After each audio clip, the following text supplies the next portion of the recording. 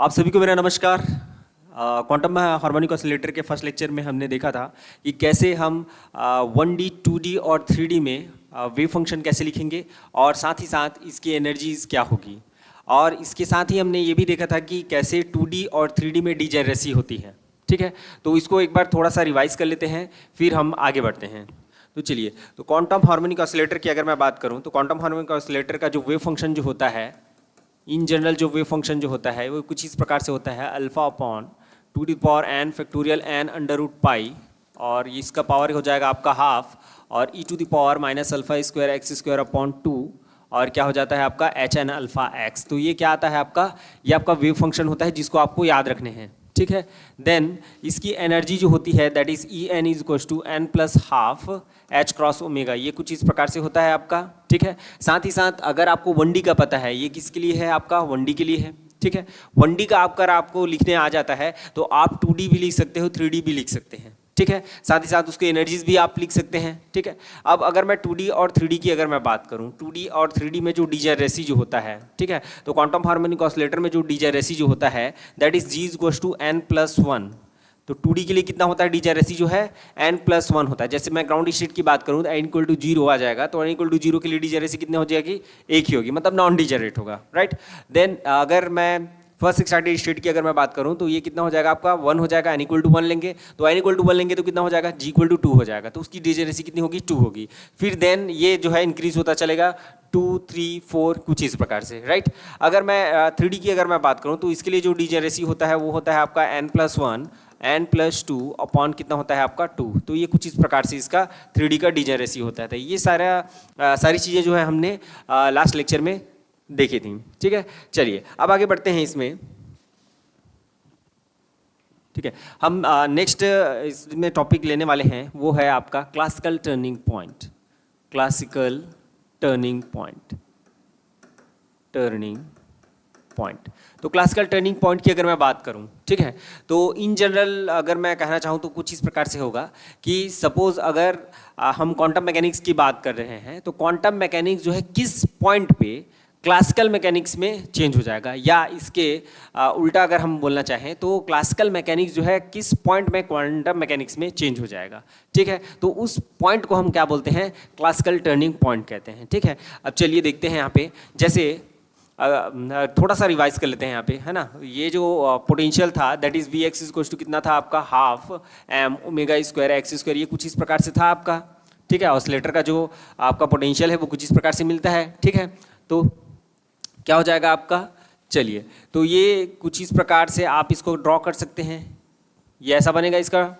ठीक है, तो लास्ट क्लास में हमने डिस्कस किया था कि क्लासिकल मैकेनिक्स ये कहता है कि इसके मिड पॉइंट पे, मतलब x=0 पे पार्टिकल के जो पाए जाने की जो प्रोबेबिलिटी होगी वो सबसे कम होगी। कहाँ पे होगी, x=0 मतलब मिड पॉइंट पे। ठीक है, और एक्सट्रीम पॉइंट पे, ये आपका एक्सट्रीम पॉइंट है, ये इधर का एक्सट्रीम पॉइंट हो गया और ये इधर का एक्सट्रीम पॉइंट हो गया। तो इस एक्सट्रीम पॉइंट में पार्टिकल की जो पाए जाने की जो प्रोबेबिलिटी है वो सबसे ज़्यादा होगी। ये क्लासिकल कॉन्सेप्ट था। ठीक है, और बियॉन्ड दिस लिमिट, है ना, beyond this limit here and here, यहाँ पे जो है ये देखिए, यहाँ पे ये जो पॉइंट है और ये आपका पॉइंट हो गया, तो इस पॉइंट के इधर पाए जाने की जो प्रोबेबिलिटी जो है वो कितनी होगी, 0 होगी।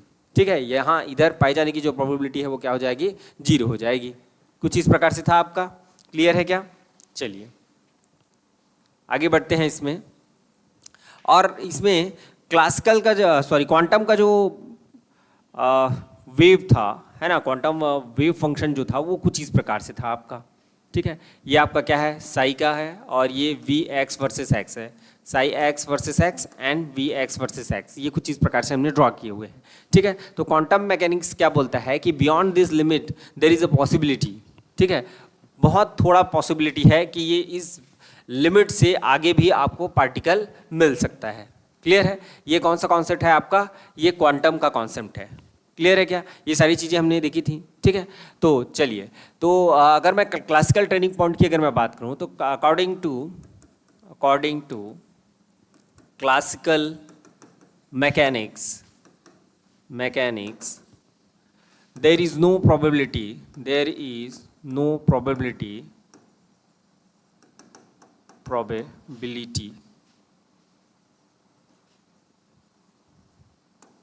probability of finding the particle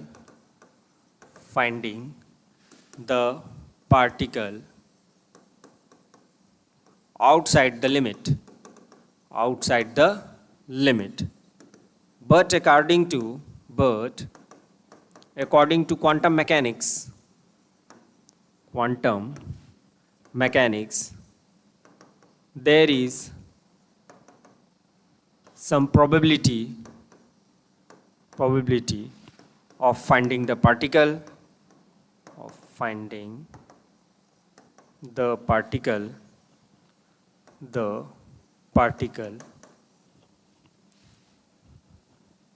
beyond the limit. तो ये कुछ इस प्रकार से है आपका. क्लियर है क्या? यहाँ तक क्लियर है? अब मैं क्लासिकल टर्निंग पॉइंट की बात करूँ तो कौन सा वो पॉइंट होगा जहाँ पर से आप क्या कर सकते हैं, क्लासिकल मैकेनिक्स को टर्न कर सकते हैं आप क्वांटम मैकेनिक्स में. जैसे मैंने कल बताया था आप लोग को, ठीक है, कल क्या बताया था? कल मैंने बताया था कि लिमिट अगर n टेंस टू कितना हो जाए, इन्फिनिटी हो जाए. क्वांटम मैकेनिक्स में अगर n की वैल्यू को हम अगर बहुत ज़्यादा अगर बढ़ा दें तो वो किस में चेंज हो जाता है आपका, ये हो जाता है आपका चेंज क्लासिकल मैकेनिक्स में. किस में चेंज हो जाता है आपका? क्लासिकल मैकेनिक्स में चेंज हो जाता है. क्लियर है क्या यहाँ तक? ठीक है. अब क्लासिकल टर्निंग पॉइंट के लिए एक आपका कंडीशन है, condition for classical turning point, ठीक है. और वो कंडीशन क्या है आपका? There is kinetic energy must be greater than और equal to zero. The kinetic energy is must be greater than और इक्वल टू जीरो. ठीक है. चलिए अब यहाँ पे देखते हैं ये जो काइनेटिक एनर्जी जो है, काइनेटिक एनर्जी को कैसे लिखते हैं हम? p²/2m करके लिखते हैं. ये कुछ इस प्रकार से लिखते हैं. ठीक है. अब p हमारा क्या है? p आपका मोमेंटम ऑपरेटर है. तो मोमेंटम ऑपरेटर का जो वैल्यू जो होता है वो कितना होता है आपका? ये होता है आपका दैट इज IH× और del/x. ये कुछ इस प्रकार से होता है. ठीक है. तो यहाँ पे इसका वैल्यू अगर हम रखेंगे तो कितना हो जाएगा आपका? दैट इज h×2/2m del² और ये कितना हो जाएगा? माइनस में आ जाएगा. क्लियर. तो ये क्या मिल गया आपको? काइनेटिक एनर्जी मिल गया. तो this kinetic energy must B minus h×2/2m del². अब ये यहाँ पे ऑपरेट करना पड़ेगा, है ना. यहाँ पे हम ऑपरेट कर देते हैं. ये आपका ऑपरेटर था. ठीक है. अब काइनेटिक एनर्जी लिख रहे हैं तो कुछ ऑपरेट किस में ऑपरेट करेंगे हम? वेव फंक्शन पे ऑपरेट करेंगे इस ऑपरेटर को, तब जाके मिलेगा. तो ये कितना हो जाएगा? del² psi/del(x²) that must be greater than equal to zero. ये क्लासिकल टर्निंग पॉइंट के लिए क्या है आपका? कंडीशन है. ठीक है. क्लासिकल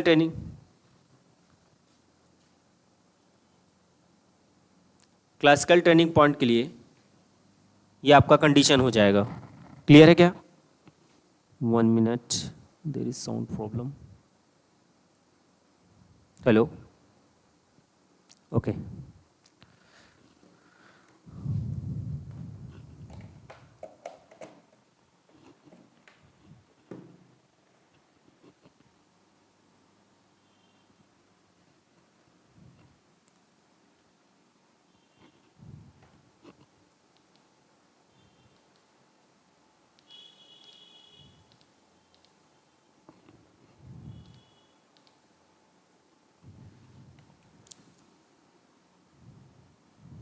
यहाँ तक क्लियर है?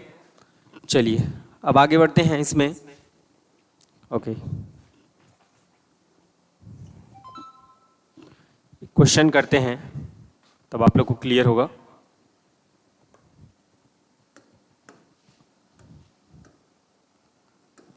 ठीक है. तो क्वेश्चन ये है, find classical turning point of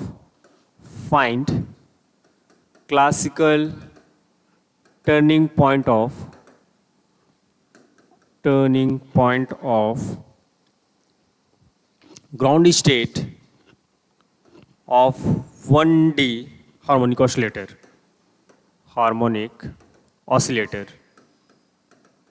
ठीक है क्या? ओके. तो 1D हार्मोनिक ऑसिलेटर के लिए आपको साई पता है. ठीक है. तो साई इक्वल टू कितना हो जाता है आपका? दैट इज α/2n(n)√π और ये क्या होता है? -α²x²/2 और ये कितना हो जाता है? hn(α)x. ठीक है. ये कुछ इस प्रकार से होता है. ठीक है. अब अगर मैं 1D की अगर मैं बात करूं तो 1D की मैं बात कर रहा हूं और ग्राउंड स्टेट की बात कर रहा हूं. ये तो 1D के लिए हो गया. ओके. कोई दिक्कत नहीं है. अब अगर मैं n इक्वल टू 1 के लिए बात करूं, मतलब ग्राउंड स्टेट की अगर बात करूं, है ना, n equal to 0, ground state के लिए कितना होता है आपका, n इक्वल टू 0 होता है। तो n इक्वल टू 0 के लिए अगर मैं बात करूं तो कितना हो जाएगा आपका, that is psi is equal to, कितना हो जाएगा, ये हो जाएगा अल्फा, और ये क्या आ जाएगा, अंडर रूट पाई हो जाएगा, और e टू द पावर कितना आ जाएगा, minus alpha square x square upon कितना हो जाएगा, 2 हो जाएगा, और एच एन अल्फा एक्स का वैल्यू कितना हो जाता है आपका, 1 हो जाता है, एच जीरो अल्फा एक्स जो है, ठीक है। ओके, स्पेशल फंक्शन में हमने इन सब के सारे के जो वैल्यू जो है वो देखे हुए हैं, ठीक है क्या।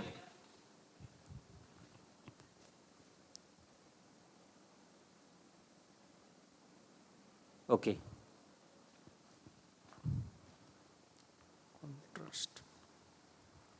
1 मिनट रुकिएगा।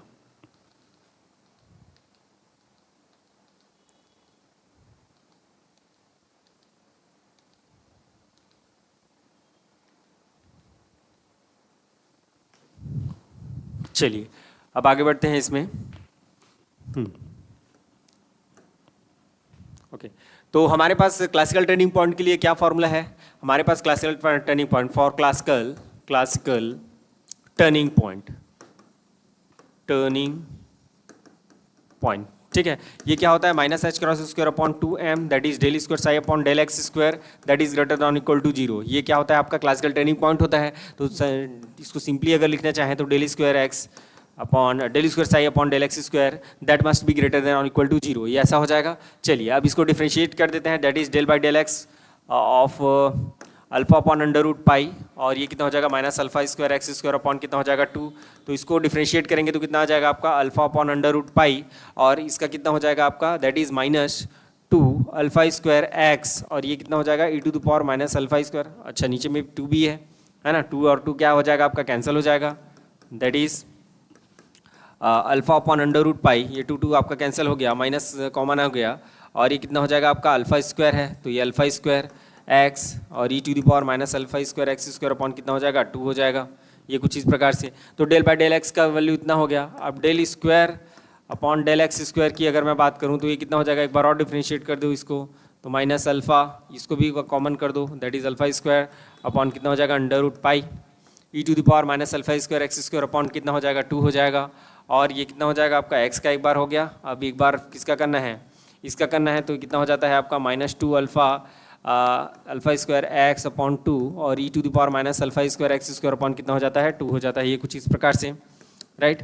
तो इसमें से हम क्या कॉमन कर देते हैं, देखिए इसमें से ये कॉमन हो रहा है आपका, उधर कॉमन कर देते हैं सबको, तो 1 और ये 2 और 2 कैंसिल हो जाएगा, फिर इधर क्या बचेगा आपका एक्स स्क्वायर अल्फा स्क्वायर बचेगा, और ये e to the power minus alpha square x square upon कितना हो जाएगा 2 हो जाएगा, ये कुछ इस प्रकार से आपका आएगा। क्लियर है क्या, यहाँ तक एकदम क्रिस्टल क्लियर है। ओके, चलिए अब आगे बढ़ते हैं इसमें।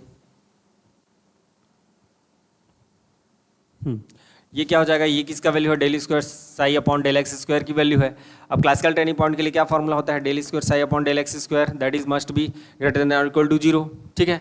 तो ये क्या हो जाएगा आपका, बाकी सब जो है उधर जाके 0 हो जाएंगे, तो क्या बचेगा आपका, that is 1 minus x square alpha square that must be greater than equal to 0। तो इसको मैं क्या लिख सकता हूँ, that is x square equal to 1 upon कितना हो जाएगा alpha square, then x equal to कितना हो जाएगा प्लस माइनस 1 अपॉन अल्फा हो जाएगा, ठीक है। तो वो जो टर्निंग पॉइंट है, क्लासिकल टर्निंग पॉइंट जो है वो कितना है आपका, प्लस माइनस 1 अपॉन अल्फा, ठीक है। तो ग्राउंड स्टेट के लिए जो टर्निंग पॉइंट है, या तो आपको ऐसा पूछ सकता है कि कोई भी आपका वेव फंक्शन दे दिया रहेगा, वेव फंक्शन का आपका टर्निंग पॉइंट निकालने के लिए बोलेगा क्लासिकल टर्निंग पॉइंट जो है, या दूसरा क्या हो सकता है आपका, दूसरा ऐसा पूछ सकता है डायरेक्ट 1D का आपको पूछ सकता है, तो डायरेक्ट जो है ये आपको पता होना चाहिए, that is x equal to कितना होता है आपका plus minus 1 upon alpha, x equal to कितना होता है आपका plus minus 1 upon alpha for 1D के लिए जो आपका क्लासिकल टर्निंग पॉइंट जो होता है वो कितना होता है आपका, that is plus minus 1 upon alpha होता है। क्लियर है क्या, यहाँ तक सारी चीज़ें क्लियर हैं।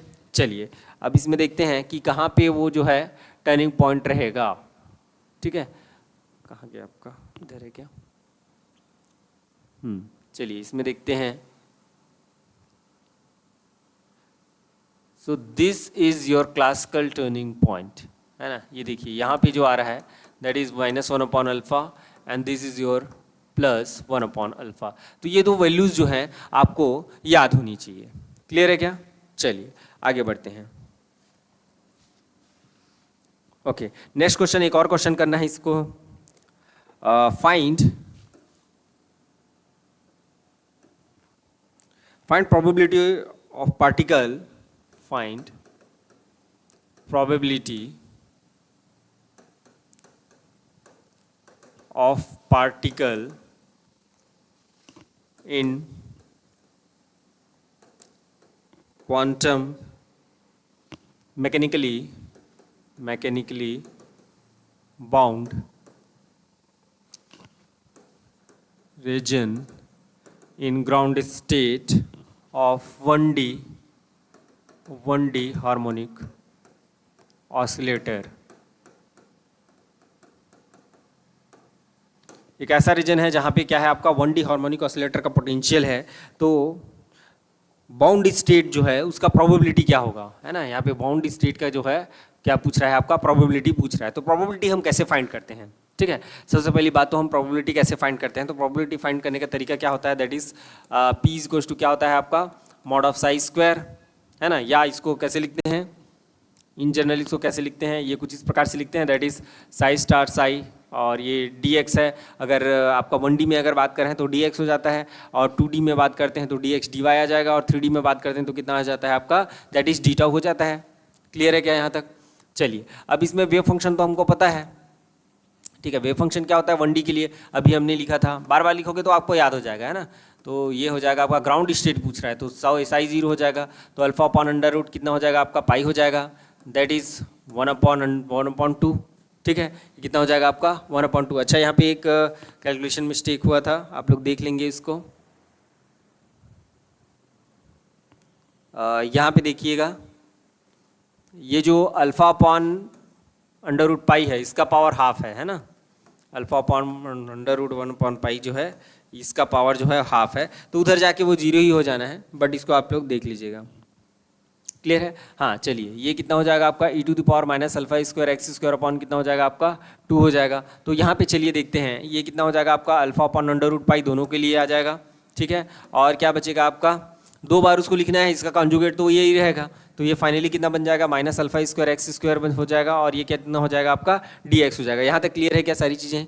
ठीक है। अब चलिए इसको देखिए, इसको हम क्या कर सकते हैं, एक्सपांड कर सकते हैं। कैसे एक्सपांड करेंगे बताइए?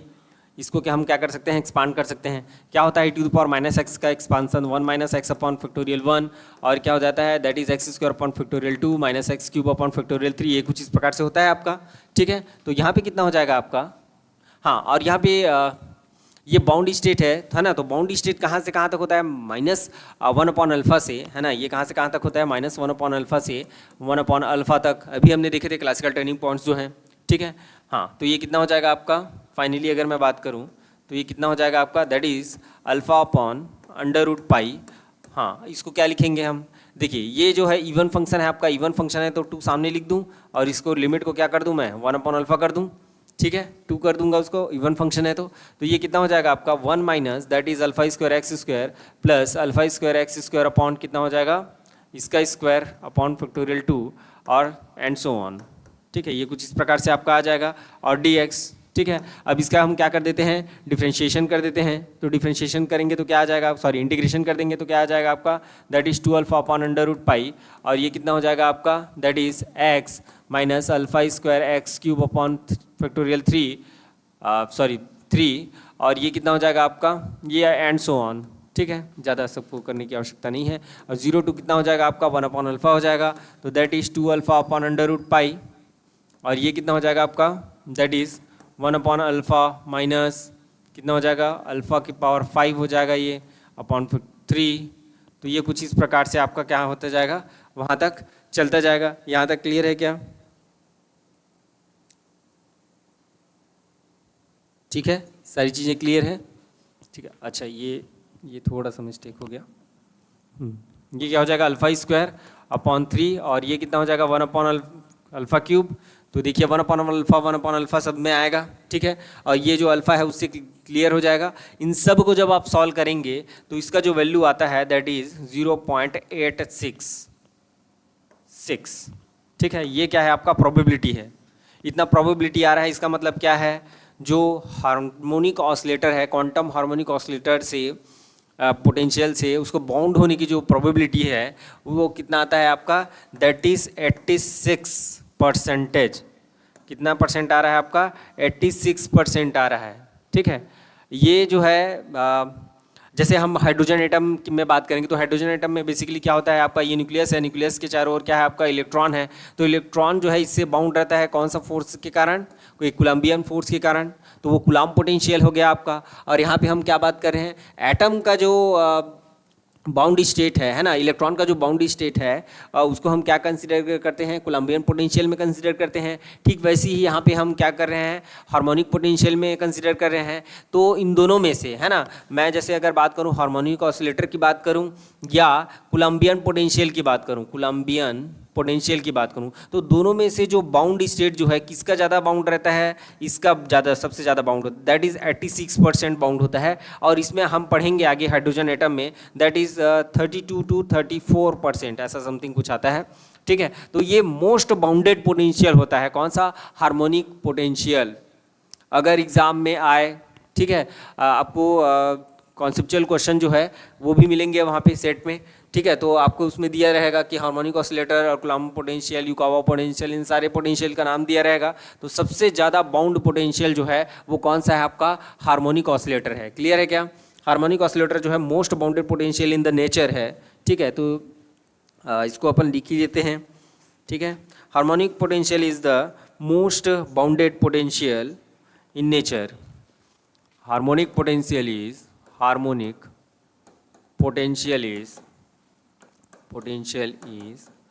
most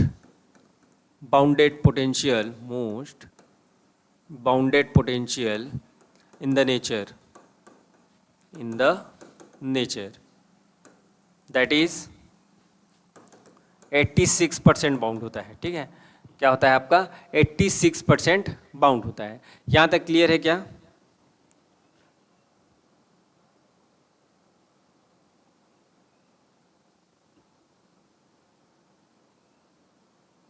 ओके, चलिए आगे बढ़ते हैं। अब इसमें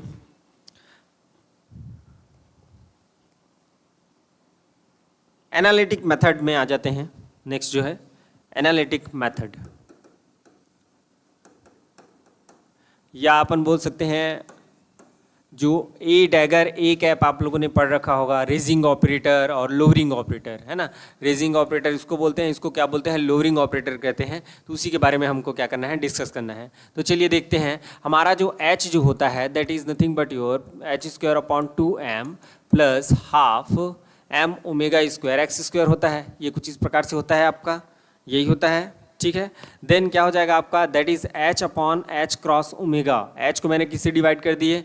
h क्रॉस ओमेगा से मैंने डिवाइड कर दिए। तो ये फाइनली क्या मिलेगा? That is p²/2m h cross omega. और ये क्या मिलेगा? That is 1/2m omega square x स्क्वायर/h क्रॉस ओमेगा। तो ये एक एक ओमेगा आपका क्या हो गया? कैंसिल हो गया। तो ये फाइनली कितना बचा आपका? h²/2m h cross omega.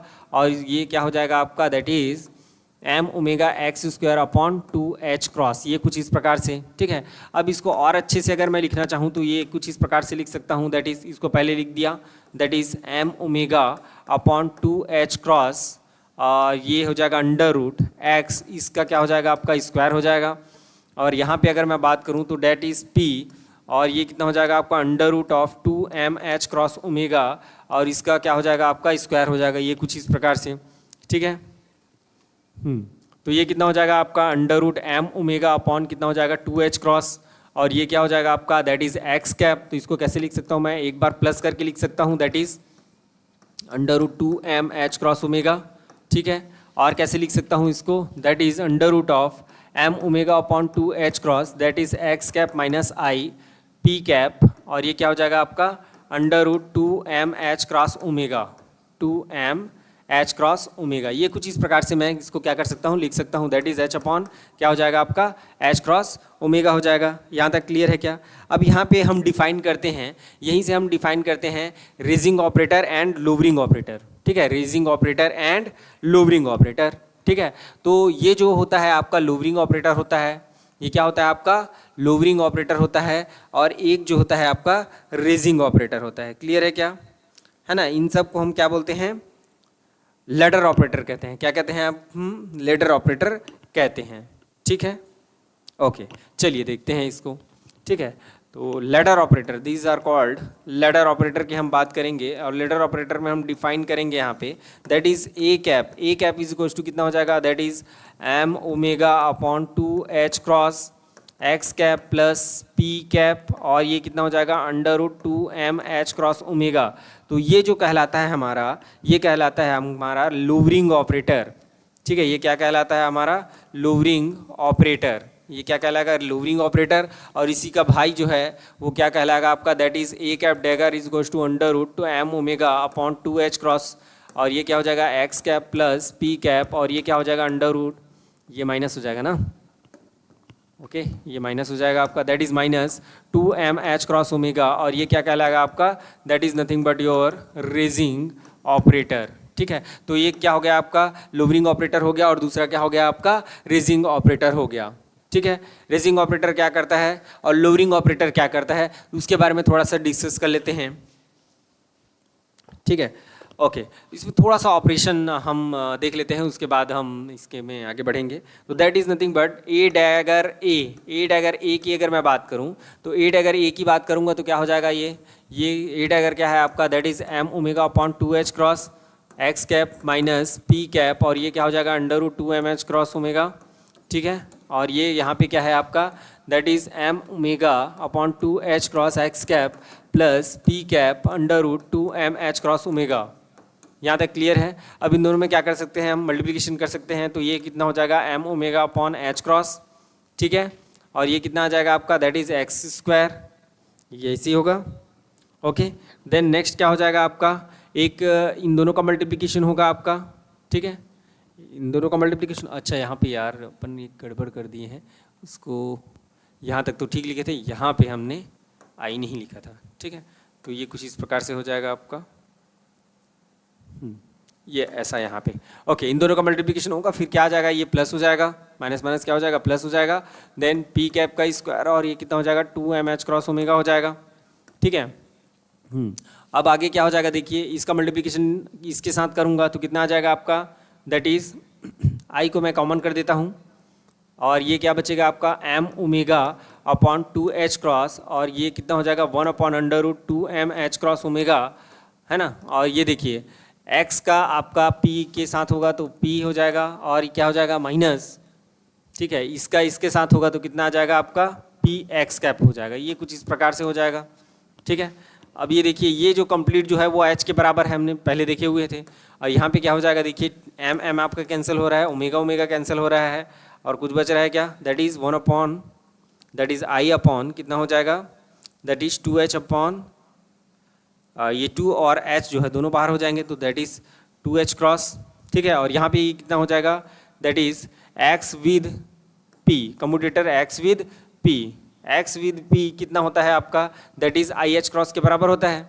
ये कितना होता है आपका आई एच क्रॉस के बराबर होता है ये वाला। ठीक है, तो ये कितना हो जाएगा, that is h plus I 2h cross, और ये कितना हो जाएगा आपका आई एच क्रॉस के बराबर होता है, तो एच क्रॉस कितना क्या हो गया आपका कैंसिल हो गया, तो h माइनस कितना बच गया आपका, दैट इज हाफ, आई का क्या हो जाएगा आई स्क्वायर इज -1, तो ये कितना हो जाएगा आपका ए डैगर ए आपको कितना मिल गया, दैट इज h माइनस 1/2।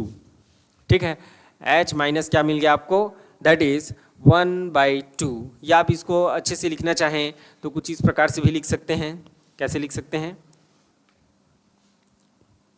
ये ऐसा, that is A dagger A plus half that is goes to h, ये ऐसा भी आप लिख सकते हैं।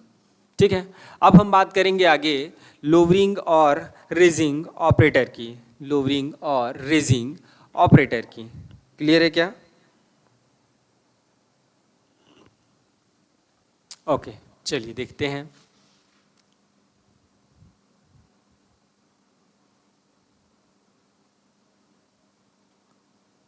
अच्छा, इसके वैल्यू जो है h upon h cross omega के बराबर है, तो इसको थोड़ा सा आप करेक्ट कर लेंगे, है ना। ये देखिए ये जो है h upon h cross omega के बराबर है, तो इसको थोड़ा सा आप करेक्ट कर लीजिए। ये जो है h upon h cross omega आएगा ना, that is h upon h cross omega. ठीक है, तो इसको आगे और जैसे लिखना चाहें तो कैसे लिख देंगे, that is h is goes to a dagger A plus half H cross omega, ये कुछ इस प्रकार से हम लिख देंगे, तो ये आपका क्या हो जाएगा फाइनल हो जाएगा। क्लियर है क्या, चलिए आगे बढ़ते हैं इसमें। अब इसको मैं ऑपरेट करूँगा, ठीक है।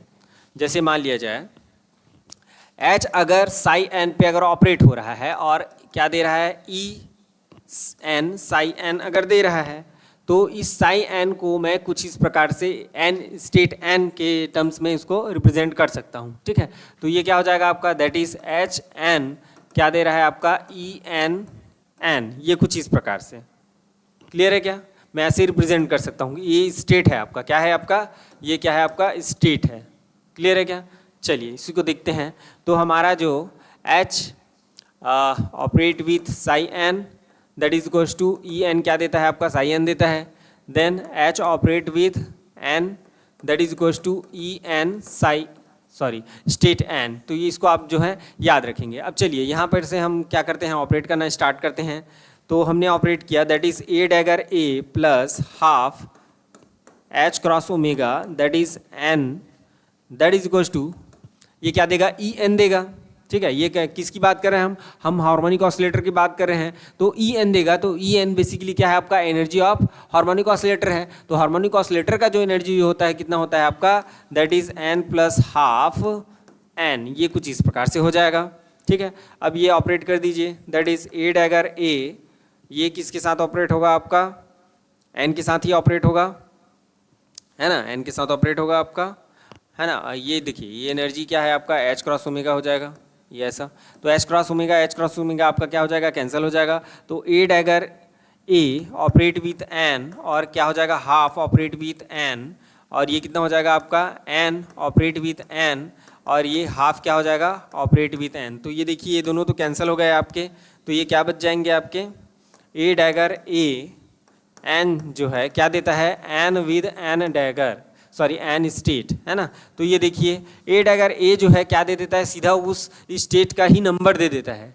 ए डैगर ए क्या कर देता है, उस स्टेट का नंबर दे देता है। इस वजह से ए डैगर ए को नंबर ऑपरेटर कहते हैं। क्या कहते हैं, नंबर ऑपरेटर कहते हैं। जिसको ऑपरेट करते हैं किसी स्टेट पे, तो उस स्टेट का क्या कर देता है, वो नंबर को दे देता है। इस कारण इसको क्या बोलते हैं, नंबर ऑपरेटर कहते हैं। नंबर ऑपरेटर का फॉर्मूला जो है डायरेक्ट पूछा जा सकता है, आप लोग को याद रखने हैं, ठीक है। नंबर ऑपरेटर जो है डायरेक्ट आपको पूछा जा सकता है, उसको याद रखना रहेगा। ए डैगर ए होता है, ए डैगर पहले आता है देन ए आता है। क्लियर है क्या यहाँ तक?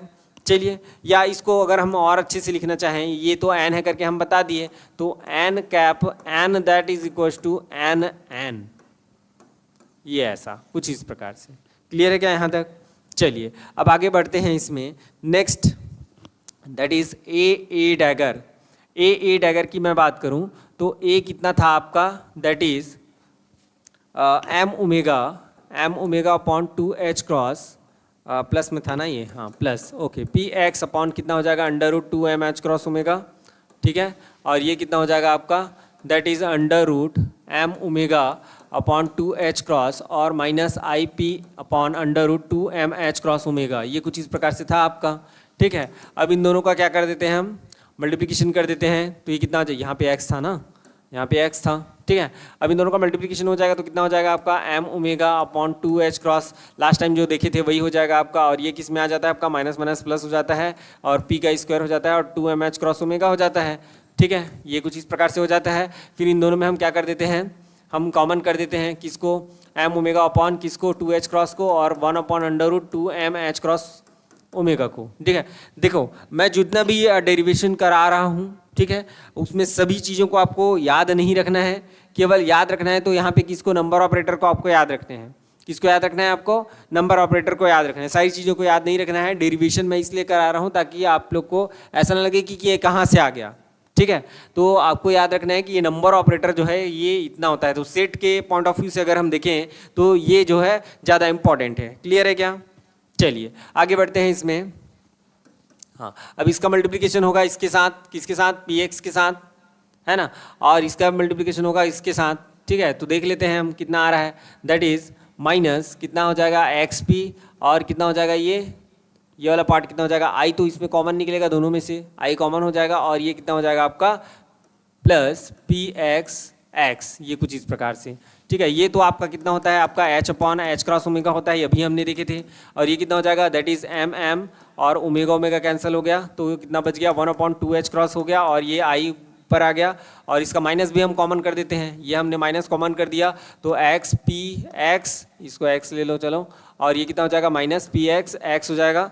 अब ये फाइनल कितना बचेगा, h upon h cross omega minus 1/2 h cross i, और ये कितना हो जाएगा, आई एच क्रॉस हो जाएगा, देन एच क्रॉस कैंसिल हो जाएगा, फाइनली कितना बचेगा, H cross omega that is plus half, ये कुछ इस प्रकार से हो जाएगा। तो ए डैगर जो है कितने के बराबर हो जाएगा आपका, that is H upon h cross omega, ये भी पूछा जा सकता है, राइट, ये भी पूछा जा सकता है। ए डैगर एक लिए भी हमने निकाले थे और इसके लिए भी, दोनों जो है पूछा जा सकता है। तो ये कितना हो जाएगा, H upon h cross omega plus half हो जाएगा, या इसको और दूसरे वे से लिखें तो ए डैगर माइनस कितना हो जाएगा, half, that is H cross omega that is equals to H, ये कुछ इस प्रकार से हो जाएगा। क्लियर है क्या, ठीक है। अब इसके लिए हम निकाल लेते हैं कि ये जब ऑपरेट होगा तो क्या देगा, ठीक है। तो हम बात करते हैं H N psi N equal to कितना होता है, ई एन साई एन का हो जाता है। ठीक वैसे ही एच ऑपरेट विद एन जो होता है वो क्या देता है, E N operate with N state, ठीक है। ई एन क्या है, बेसिकली आपका आइगन वैल्यू है, ठीक है। अब यहाँ पे एच की जगह मैं इतना रख देता हूँ, इतना रखूंगा तो कितना हो जाएगा आपका, that is A dagger minus half, और ये हो गया आपका एच क्रॉस ओमेगा, और ये स्टेट एन को ऑपरेट कर दिया। और इधर क्या आ जाएगा आपका, एन की वैल्यू, ई एन की वैल्यू कितनी होती है, that is N plus half, that is H cross omega, और ये कितना हो जाएगा आपका, एन हो जाएगा। क्लियर है क्या, एच क्रॉस ओमेगा कैंसिल हो जाएगा, then A dagger N minus half N, और ये इधर कितना हो जाएगा आपका, दैट इज एन, और ये कितना हो जाएगा, दैट इज हाफ एन, ये कुछ इस प्रकार से हो जाएगा आपका। क्लियर है क्या, अब इसको उसमें ऐड कर दीजिए, that is A dagger N, और ये दोनों ऐड होके कितना हो जाएगा, 1 हो जाएंगे, और एन को दोनों से मैं कॉमन कर दूंगा, तो ये कुछ इस प्रकार से हो जाएगा। तो ए डैगर जो है, ए डैगर जो है क्या कर देता है, एक प्लस कर दिया, देखिए एन प्लस 1 हो गया इसमें, उसमें वो नंबर को दे रहा था, that is called number operator, ठीक है, नंबर ऑपरेटर कह रहा था। चलिए यहाँ तक क्लियर है क्या, यहाँ तक क्लियर हो तो आगे बढ़ते हैं। हाँ, अब यहाँ पे थोड़ा सा इसको और अच्छे से लिखा जा सकता है अगर आप चाहें तो, ठीक है। कैसे लिख सकते हैं देख लीजिए, ए डैगर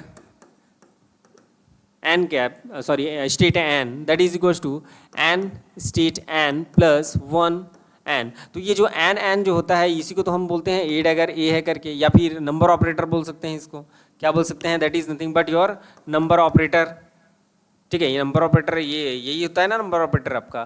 तो इन दोनों को अगर मैं लिखना चाहूँ तो ये कुछ इस प्रकार से ऐसे लिख सकता हूँ क्या, that is A dagger N cap that is equals to, ये कुछ इस प्रकार से कैपिटल एन से उसको मैं क्या कर सकता हूँ, रिप्लेस कर सकता हूँ। यहाँ तक क्लियर है। चलिए अब इसमें आगे बढ़ते हैं। यहाँ तक क्लियर है। आप चाहें तो इसको कुछ इस फॉर्म में भी लिख सकते हैं, a dagger that is equals to, ये नंबर ऑपरेटर जो होता है क्या होता है आपका, ए डैगर ए होता है, और ये क्या हो गया, +1 हो गया। तो ये जो है ये आपका कंप्लीट इसके बराबर होता है, किसका बराबर होता है, ए डैगर जो है that is equals to a dagger a +1 के बराबर होता है। क्लियर है क्या। चलिए अब आगे बढ़ते हैं। इसमें कुछ कम्यूटेटिव रिलेशन हम देख लेते हैं, कम्यूटेशन रिलेशन ए और ए डैगर के बीच में, कम्यूटेशन रिलेशन,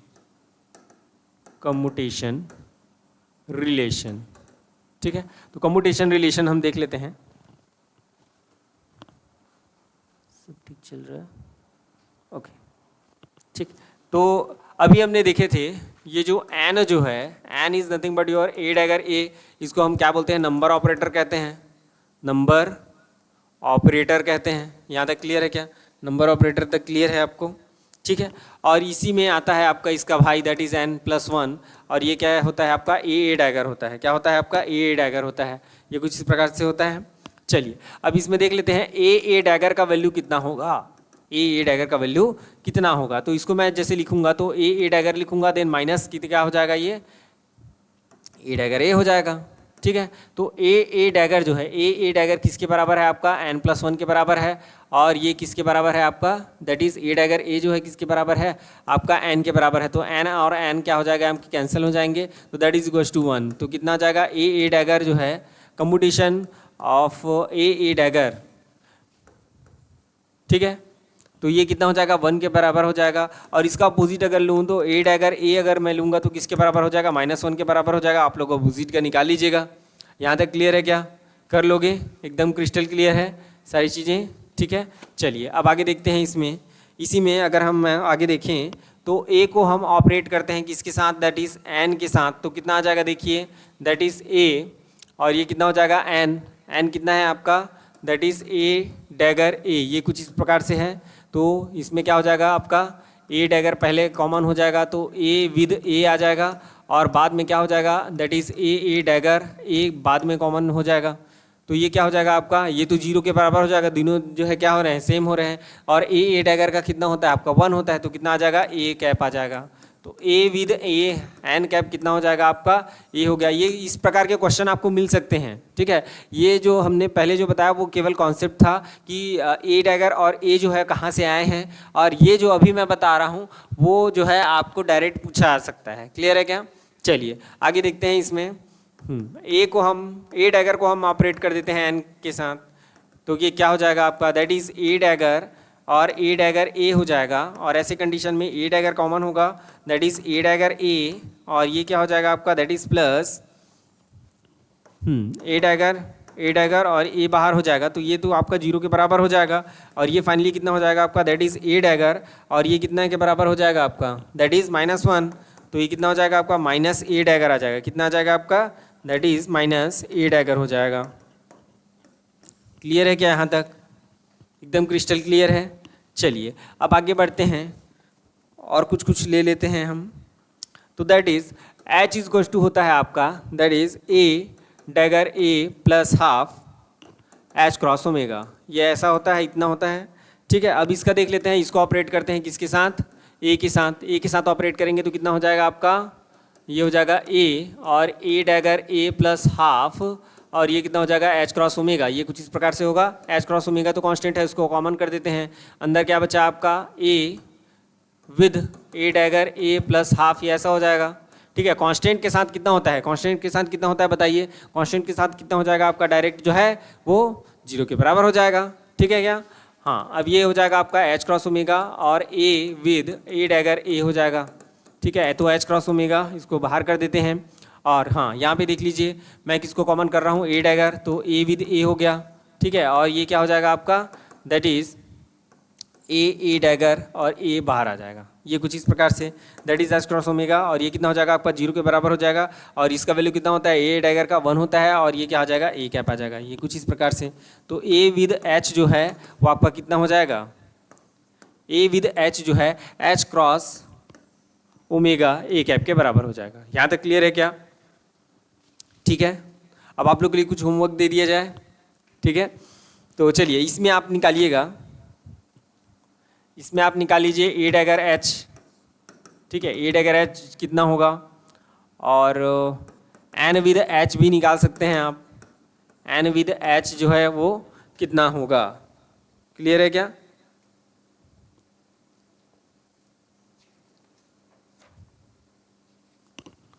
ठीक है, तो ये 2-3 जो है आप लोग निकालिएगा। ये डायरेक्ट आया हुआ क्वेश्चन है, ठीक है। ये जो है आया हुआ क्वेश्चन है, तो ये नेट में आया हुआ है ना, CSIR नेट में आया हुआ क्वेश्चन है, ठीक है। क्वांटम मैकेनिक्स से रिलेटेड जितने भी क्वेश्चन आपको मिलेंगे सेट में 2017, 18, 19 की अगर मैं बात करूं, तो इन सारे क्वेश्चन को मैं एक वीडियो में सारे क्वेश्चन को कंपेराइज करते हुए आपको बताने वाला हूं, ठीक है।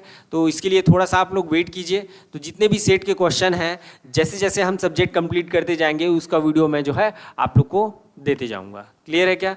तो जितना पढ़ाया जा रहा है उतना आप कंटिन्यू कीजिए इसको, ठीक है। रेगुलर जो है नोट्स आप बनाते चलेंगे, और साथ ही साथ जो है आप जो है जितने भी क्वेश्चन दे रहे हैं उसको भी आप जो है कॉपी में लिखते जाइए, क्योंकि यहीं से ही क्वेश्चन बनेंगे, है ना। ये जितने भी मैं बता रहा हूँ यहीं से कोई क्वेश्चन जो है आपको सेट में मिलेंगे क्वांटम मैकेनिक्स में।